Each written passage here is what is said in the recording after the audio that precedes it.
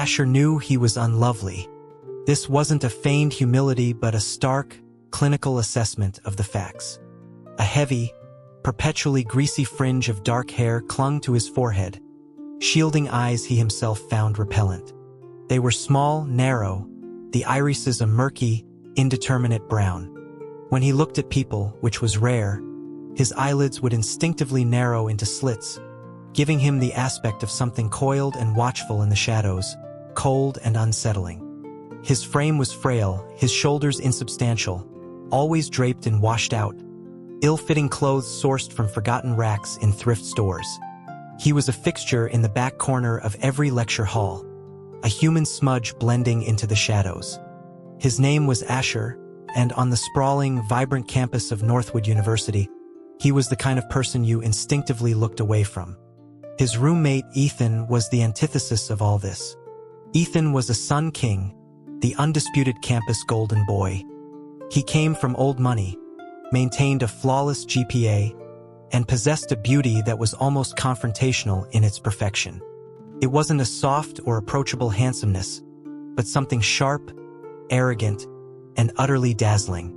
His brows were strong, his nose a straight, patrician line, his lips thin and defined. The combination was incandescent, difficult to look at directly. His physique was equally flawless, broad shoulders tapering to a narrow waist, legs that seemed impossibly long even in faded jeans. A simple white t-shirt on him looked like couture. They were beings from different universes, thrown together by the indifferent algorithm of student housing. It was the single most beautiful and cruel accident of Asher's muted existence. Asher harbored a squalid, unspeakable fascination for Ethan. In every class they shared, Asher would select a seat diagonally behind him. From this vantage point, he could engage in his ritual of silent, obsessive observation. He would study the strong column of Ethan's spine, the sliver of pale, cool skin at his wrist when he raised a hand, the clean, sharp angle of his jaw when he turned his head. Asher's gaze was both ravenous and terrified, like a weed in a sewer grate, desperately craning toward a sliver of sunlight it could never truly touch. He knew Ethan felt the weight of his stare and detested it. Once, Ethan had whipped his head around, his eyes locking onto Asher's with pinpoint accuracy. In those handsome, perpetually bored eyes, a flicker of profound discomfort and cold revulsion had been unmistakable, as if he'd been touched by something unclean. Asher's heart had seized in his chest, a pang of agony so sharp it was almost ecstatic. He had finally been noticed, even if it was only as an object of disgust. The weekends when Ethan went home were Asher's most treasured times. He would lock the dorm room door, then, with the furtive caution of a thief, he would climb onto Ethan's bed. Ethan's sheets were always crisp and immaculate, smelling of a clean, subtle laundry detergent mixed with that unique, intoxicating scent that was purely him. Asher would strip off his own cheap clothes, wash himself meticulously, and then curl up in Ethan's sheets like a stray finally finding shelter. He would bury his face in Ethan's pillow, inhaling deeply, pretending he was being held. The sensation was a rapturous, addictive thrill. He collected artifacts of Ethan's existence. Drafts of papers tossed in the trash, empty Gatorade bottles, a worn-out tennis ball, even a few strands of hair found on the pillowcase. These pieces of refuse were stored like holy relics in a locked box. In the dead of night, he would open it, stroking the items one by one, sinking into a state of pathological bliss. His phone's camera roll was a secret shrine, filled with stolen pictures of Ethan, his profile in the flat light of the lecture hall, his body airborne during a basketball game, his brow furrowed in concentration under the afternoon sun. Every captured moment was a treasure to be hoarded. He knew it was sick, repulsive, but he was powerless against it. This distorted, voyeuristic desire was the only vibrant color in his otherwise barren life. Online, he had a sanctuary nobody knew about, an anonymous message board where he confided in a user named L. They had met by chance, never seen each other, and knew nothing of one another's real lives. This absolute anonymity was liberating. It allowed Asher to strip himself bare, to expose the ugliest corners of his psyche. He told Elle everything about his obsession with Ethan, every detail of his surveillance, every shameful fantasy. He confessed to Elle about using Ethan's body wash again that morning and how wonderful the scent was. He described how unbearably sexy Ethan looked, sweat-drenched after a game, and how he fantasized about licking the salt from his collarbones. He fretted to Elle that Ethan had frowned in his direction earlier, wondering with a mix of fear and excitement if he'd been caught staring again. He typed these sordid, unspeakable thoughts into messages for this stranger, deriving an almost exhibitionistic pleasure from the act of confession. Elle rarely responded in full. His replies were usually terse acknowledgments, an a go on, or sometimes just a single enigmatic period. This silent acceptance, however, made Asher feel safe, encouraging him to be even more reckless in his honesty.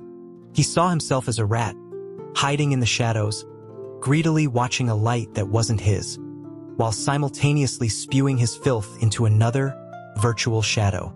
He never dreamed of Ethan discovering any of it. He was acutely aware that the truth would only fill Ethan with disgust and fear. Ethan was the sun, high and untouchable, while Asher was a creature of the mud, unfit for the light. The chasm between them was absolute and eternal. Being allowed to watch from a distance was the most extravagant happiness he could ever hope to steal. He had already accepted his fate with a bleak, calm resignation. One day, Ethan would tire completely of his presence. They would graduate and go their separate ways. Ethan would have a brilliant, luminous life with an equally brilliant partner. And Asher, clutching his box of pathetic treasures and his phone full of stolen images, would retreat back into the permanent twilight of his own life, subsisting on these memories until the end. That would be fine. That would be enough. Until the day everything began to unravel. He couldn't pinpoint the exact moment things changed, only that the look in Ethan's eyes was no longer one of pure, frigid disgust. Sometimes a complex, unreadable emotion would flicker in their depths, something like curiosity or even a kind of suppressed interest. Then Ethan started initiating contact, a development that terrified Asher more than his revulsion ever had. After one class, Ethan had walked over to Asher's desk, his long fingers tapping the worn surface. He had asked to borrow Asher's notes. The request was delivered in his usual detached tone, but it was an active overture. Asher nearly shot out of his chair, his heart hammering against his ribs. He instinctively covered his open notebook, which was filled not only with lecture notes but also with countless, unconscious scribbles of Ethan's initials. Asher stammered that his handwriting was a mess. His head ducked so low his chin touched his chest. Ethan, however, seemed not to hear his refusal. He leaned in close, enveloping Asher in that crisp, clean scent. Asher could feel the faint stir of air from Ethan's breath. Effortlessly, Ethan moved Asher's hand and took the notebook. Ethan flipped through a couple of pages, remarking that it was fine before carrying it back to his own seat. Asher remained frozen, feeling as if he'd been plunged into scalding water. The hand Ethan had touched felt branded. This was only the beginning. Ethan would occasionally bring back food from the campus grill, placing it on Asher's desk with a casual comment about accidentally ordering too much.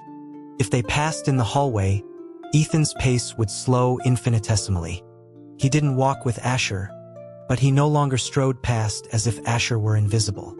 Ethan even began to permit physical contact. One afternoon in their room, while Asher was crouched on the floor gathering dropped books, Ethan walked by in gym shorts. Asher's arm brushed against the skin of Ethan's calf. The contact was brief, but the sensation warm, smooth, radiating a faint post-workout heat, sent a jolt through Asher's entire body. He snatched his hand back, his face instantly flaming, his breath catching in his throat. He braced himself for a sharp word or a look of disgust. But Ethan merely paused, glanced down at him with an inscrutable, deep-set gaze, and then said nothing, continuing on his way. No revulsión. No rebuke. This silent permission was like a spark landing in the tinder-dry forest of Asher's heart, instantly igniting a wildfire. The breaking point came at a department mixer. Asher had been strong-armed into attending and had retreated to the darkest corner. His eyes, as always, tethered to Ethan, who held court in the center of the room, a dazzling, magnetic presence. He was surrounded by people, handling the attention with an easy, charming detachment. Later, Asher went to the restroom. On his way back, in a dimly lit corridor, he almost collided with someone. It was Ethan. He seemed to have been drinking. A faint scent of beer clung to him, mingling with his own scent to create something even more intoxicating.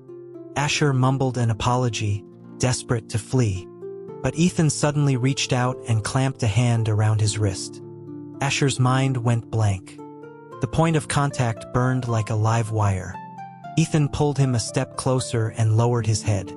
In the dim light, his beautiful eyes looked impossibly deep, swirling with dark, unreadable currents. Ethan's voice was lower and huskier than usual when he observed that Asher was always watching him. The words were like a hook, snagging in Asher's soul. He stood rigid, his blood turning to ice.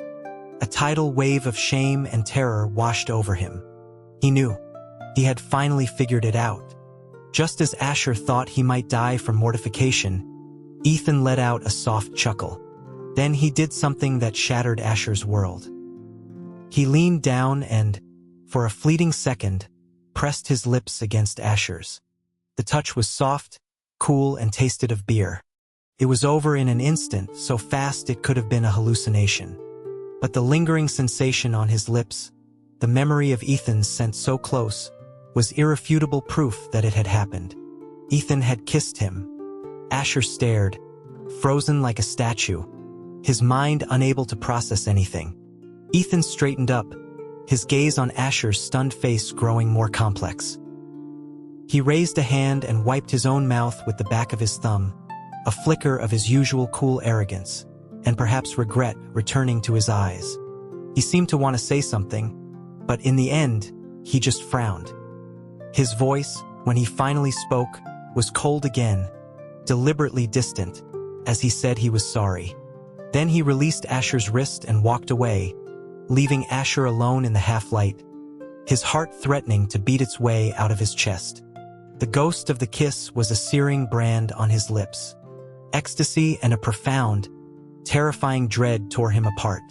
That night, back in the dorm, Asher hid under his covers, his entire body trembling with the aftershocks of that kiss.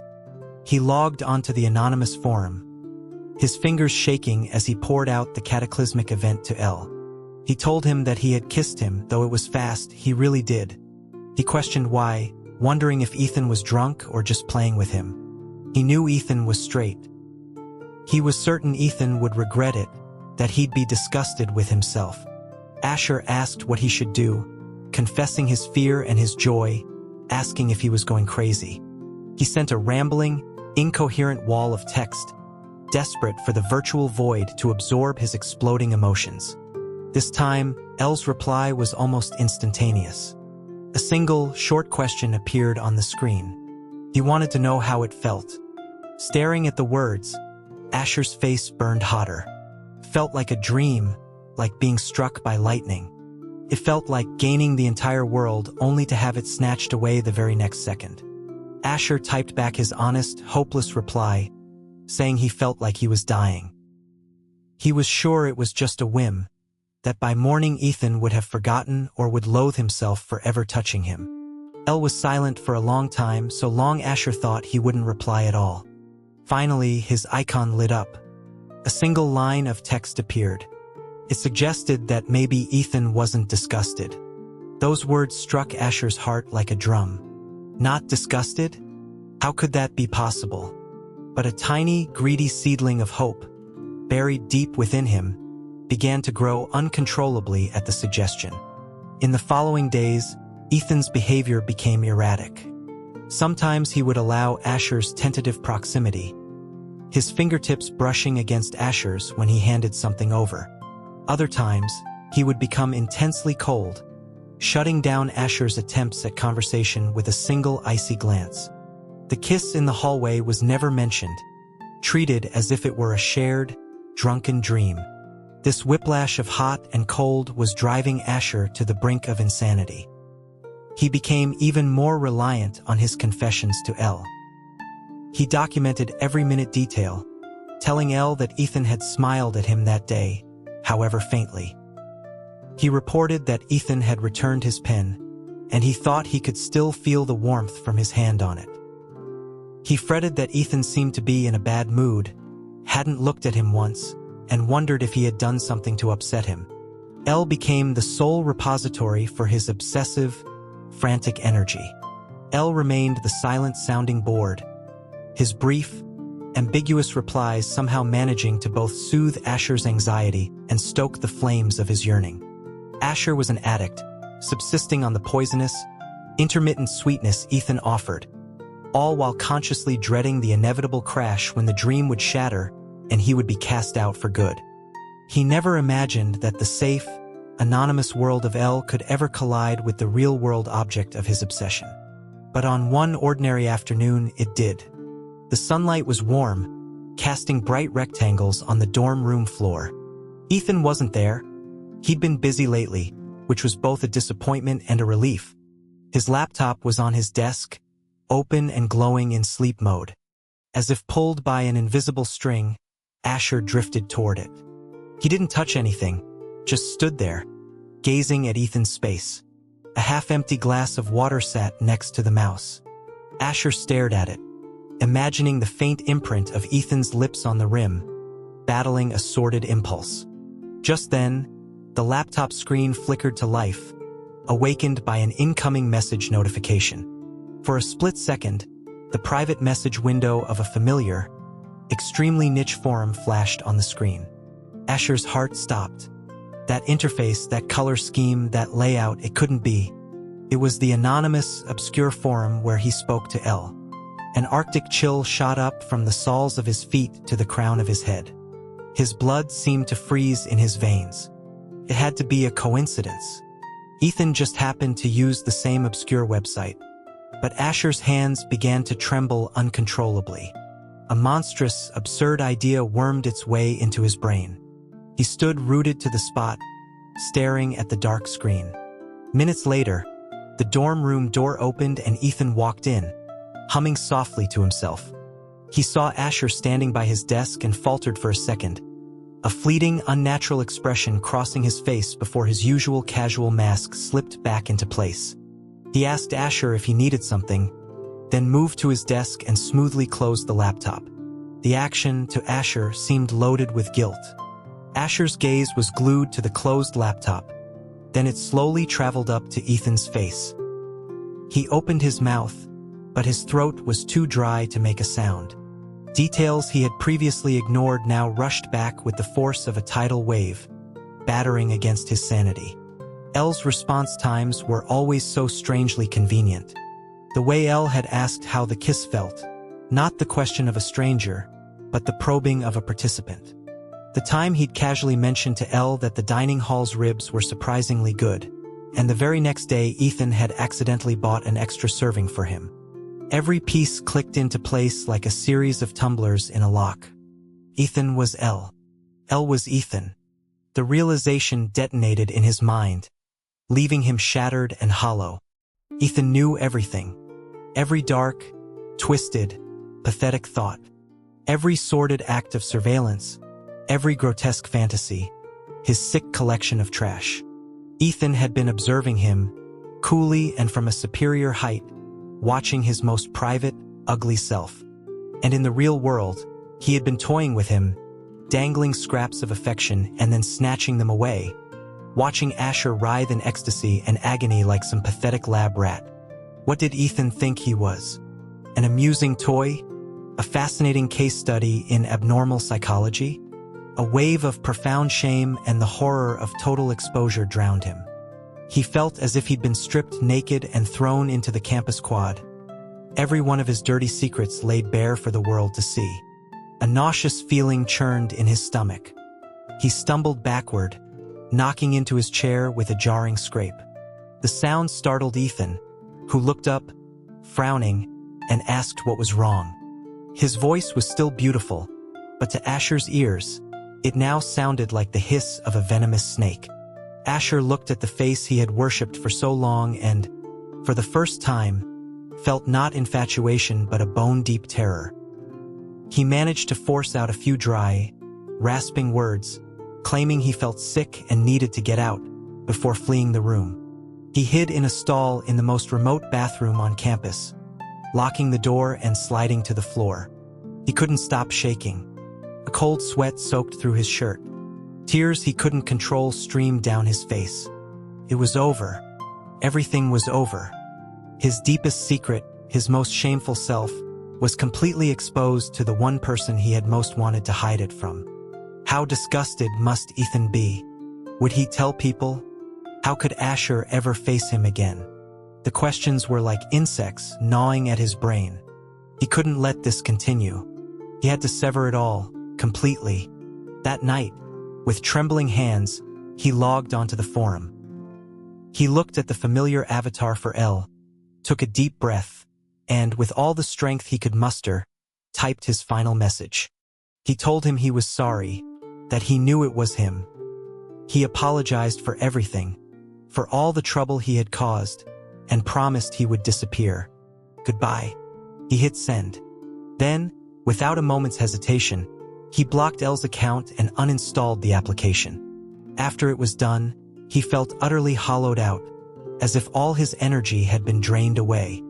He collapsed onto his bed, staring blankly at the ceiling. There was a gaping hole in his chest, cold wind whistling through it. It hurt, but the pain was blanketed by a numb, overwhelming despair. From this day forward, he would excise Ethan from his life. No more looking, no more thinking, no more collecting. He was going to quit Ethan. The withdrawal was more agonizing than he could have ever imagined. In class, he forced himself to sit as far from Ethan as possible, his eyes glued to his textbook, even as his peripheral vision screamed with the awareness of Ethan's presence.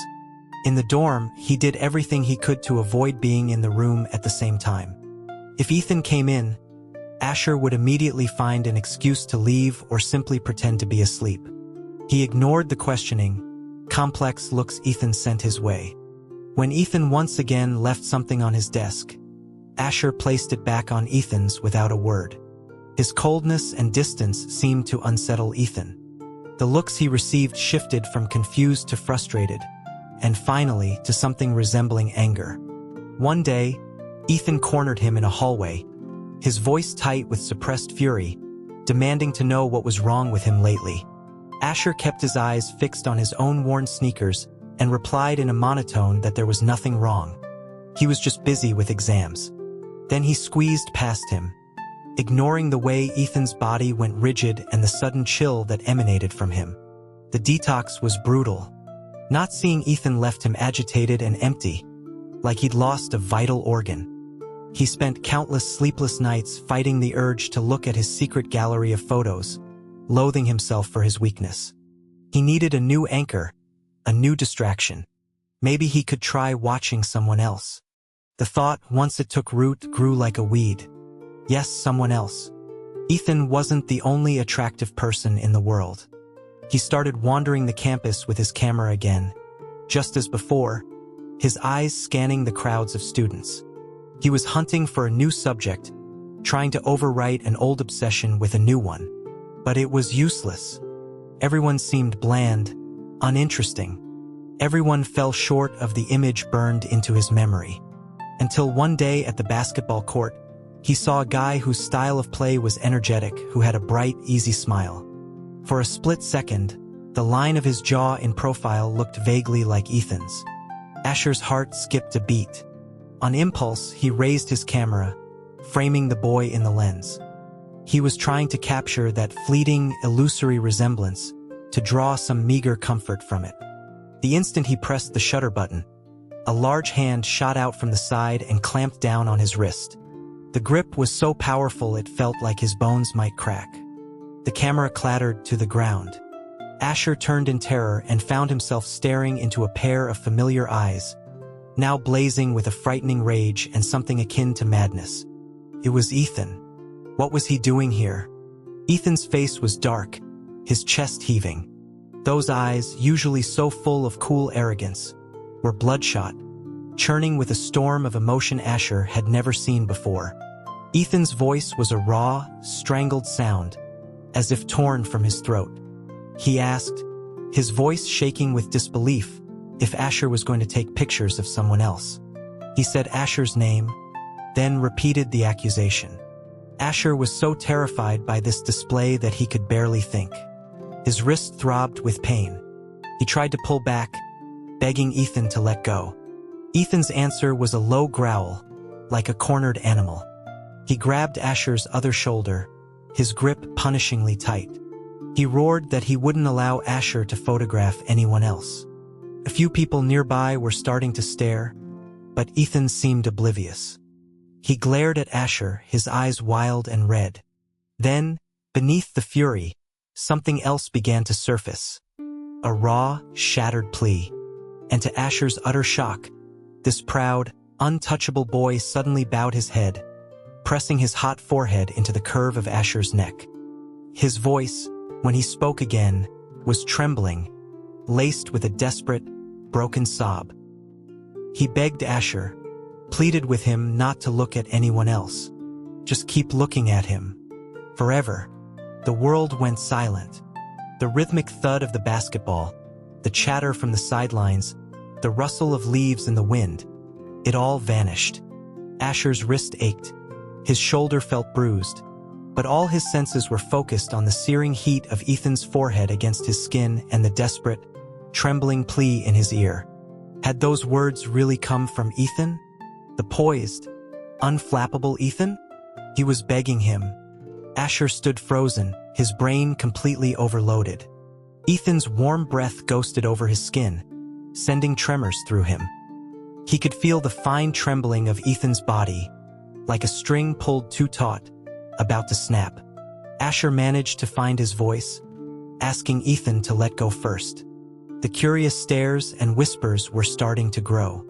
Ethan, seeming to finally notice their audience, took a deep, shuddering breath, visibly fighting to control his roiling emotions. He lifted his head. His eyes were still alarmingly red, but his gaze had focused into an expression of uncompromising, obsessive resolve. He did not release Asher. Instead, his grip tightened, and he began pulling Asher away, striding through the gawking onlookers. Asher stumbled after him like a puppet, the pain in his wrist and the tempest in his mind leaving him with no strength to resist. Ethan dragged him in silence to a secluded grove of trees behind the science building, a place almost always deserted. He finally let go, but immediately blocked Asher's path, his red-rimmed eyes locking onto Asher's as if afraid he would evaporate. His first word was a ragged why. The question was wounded. He asked why Asher had stopped looking at him, why he'd blocked him, why he was taking pictures of someone else. The questions came in a torrent, each one laced with a potent mix of hurt and bewilderment. Asher stared back at him, at the undisguised pain in his eyes, and the entire foundation of his understanding of the past year began to crumble. Asher asked, his voice shaking with a fear and hope he couldn't suppress, if Ethan didn't think he was disgusting. He knew what Asher had been doing, stealing photos, collecting his trash, fantasizing about him online. He asked if Ethan hadn't been toying with him the whole time. Ethan looked as if Asher had accused him of murder. He took a step forward, his proximity overwhelming, his voice rising with incredulous emotion. He repeated the word toying with disbelief, demanding to know what was going on in Asher's head. He admitted that, at first, he had been uncomfortable. No one would feel comfortable with that kind of intense scrutiny. But he insisted he had never, ever found Asher disgusting. Asher, stunned into silence, could only stare. Ethan cut off his unspoken question, his voice agitated and regretful. He explained his hot and cold behavior by saying he hadn't known what to do. He'd found himself getting used to Asher's gaze, even starting to crave it. He questioned if that was normal, for someone who'd always thought he was straight.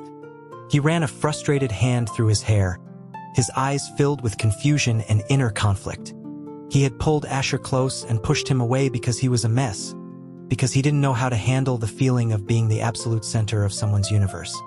It terrified him, and yet he paused, unable to say the next word, a faint blush creeping up his neck.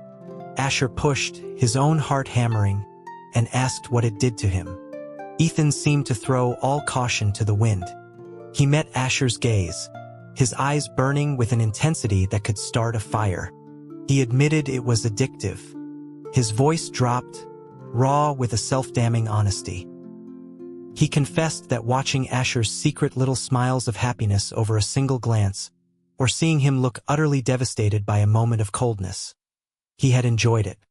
He enjoyed the feeling of being needed, of being desired by Asher, of being the only person who existed in his world. Asher was completely floored. He asked why Ethan had used a fake account to get close to him. Ethan explained urgently that he had wanted to know what Asher was really thinking, what he saw when he looked at him. He wanted to understand the parts of Asher's mind he was too afraid to approach directly. His tone softened, becoming pleading. He admitted he shouldn't have deceived him that way, but he just hadn't known how else to get close without scaring him off. Asher, looking at this broken, desperate version of Ethan, stripped of all his golden boy armor, asked what he was doing now. He asked if Ethan didn't hate his suffocating attention. Ethan's eyes filled with a new, wild panic. He said that the only thing he hated was the thought of Asher not looking at him anymore. He explained that when Asher blocked him, when he hid from him, when he aimed his camera at someone else, he had nearly lost his mind. He grabbed Asher's shoulders again, his grip urgent, his gaze pleading. He said he was done with pride. He told Asher he'd build up his abs, work on his pecs, give him all his money. He could look however he wanted, take pictures whenever he wanted. He just begged him not to look at anyone else. His ears turned red again as he added, with startling seriousness, that he'd learn the technical stuff too. He promised he would learn anything, do anything, as long as Asher would only look at him. The words were like bombs, demolishing the gray, hopeless world Asher had built for himself, and from the rubble, constructing something dazzling and surreal he'd never dared to imagine. It hadn't been a one-man show. His pathological surveillance had somehow become the very air Ethan breathed. The sun, it turned out, could be brought to its knees, begging for the gaze of a single, insignificant speck of dust. A profound sense of absurdity and a twisted, overwhelming satisfaction wrapped around Asher's heart. He looked at Ethan's frantic, red-rimmed eyes, at his slightly disheveled hair, at his naked fear and possessiveness. A thought, suppressed for so long, finally broke free of its cage. Asher raised his free hand and, with excruciating slowness, tentatively touched Ethan's cheek. Ethan's body went rigid, his pupils dilating in shock at the unsolicited contact. Asher's fingertips registered the warmth and smoothness of his skin. Asher's own voice was a whisper when he asked if it was true, if he could look at him however he wanted. Ethan's eyes lit up with a brilliant, hopeful light. He nodded vigorously, capturing the hand on his cheek and pressing it firmly against his skin, nuzzling into it like a cat. His gaze was fervent and worshipful. He said yes, Asher could look however he wanted, as long as he only looked at him. He lowered his head until their foreheads touched, their breaths mingling.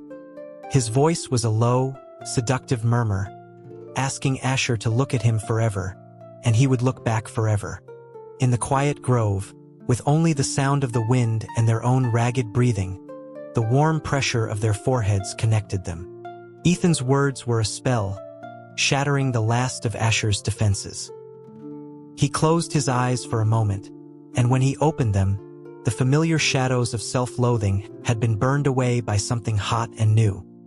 He slowly raised his camera and aimed it at Ethan's face, so close to his own. Click. He lowered the camera, his thumb stroking the image of Ethan's reddened eyes on the small screen. Then he looked up, meeting Ethan's intense gaze. He said, "Okay." He agreed, but on his terms. Ethan became instantly attentive, docile. First, no more of the hot and cold games. Second, he would take pictures whenever and wherever he wanted, and Ethan was not allowed to hide. Third, the fake account was done. Anything he had to say to his face. Ethan promised immediately and fervently. He swore he would never that Asher could photograph anything, and that the account was already gone. He tentatively took Asher's hand, and when Asher didn't pull away, he slowly threaded his fingers through his, their palms meeting, sharing warmth. He asked if they could go home. Asher corrected him, to the dorm. Walking out of the trees and back into the sunlight, Ethan didn't care about the stares of other students. He held Asher's hand tighter, and for the first time, Asher didn't feel the urge to hide. Back in the room, the moment the door clicked shut, Ethan pinned him against it, his eyes burning. He asked if he could start now, if he could start looking. Ethan became his dedicated model.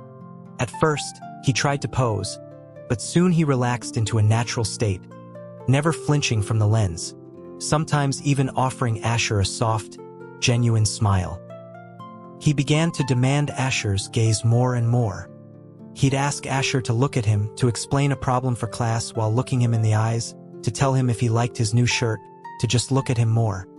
Occasionally, the old arrogance would flare up, like when Asher snapped an unflattering photo of him yawning.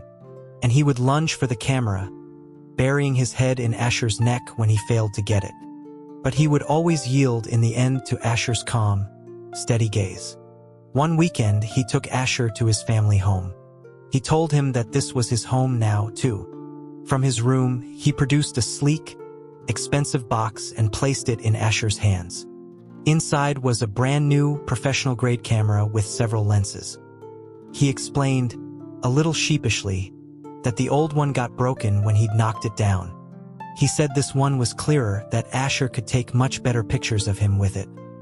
He leaned in close, his voice dropping to a low murmur, and asked if, from now on, he would use it to take pictures of only him. Asher looked down at the camera, then up at the boy in front of him, making the most childishly possessive demand with the most extravagant of gifts. Something inside him melted completely. So this is what it felt like to be loved. He picked up the new camera, expertly attached a lens, and raised it, pointing it at Ethan. Ethan immediately straightened up, his lips curving into a perfect smile, his eyes soft as he looked deep into the lens. Click. The crisp sound of the shutter echoed in the quiet room, freezing the moment in time. The clear reflection in Ethan's eyes of the boy who was finally, truly, looking back at him.